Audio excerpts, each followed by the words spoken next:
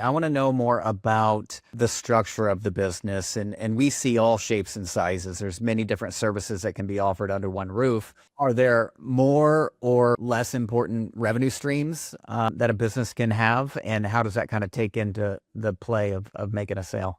In our industry, the two key revenue streams are boarding and daycare.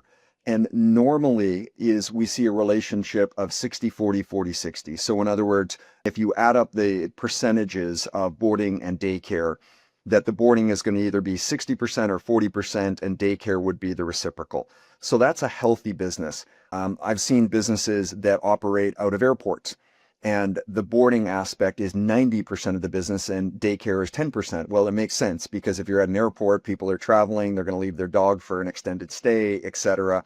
Again, that's not by no means does it mean that that business is inferior. It just means it's a different business model. But normally we're going to look at boarding and daycare, and buyers look for that range because that's a really healthy business. The daycare side is recurring revenue. Usually if someone comes Monday, Wednesday, Friday this week, they're going to come Monday, Wednesday, Friday next week.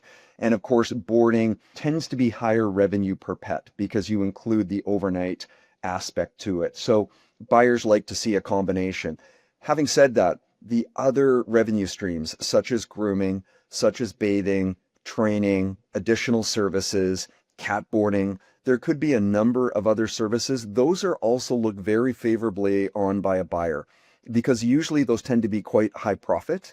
And of course, they add diversity. So in other words, if someone comes in as a boarding client, can we sell them daycare services? Can we become their groomer of choice?